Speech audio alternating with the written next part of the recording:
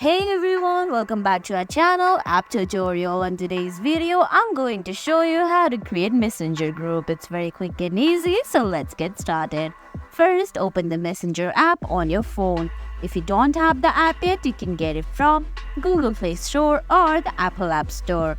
Once you do that, launch the app and sign in.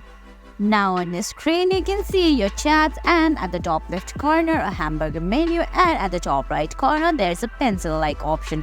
Select it.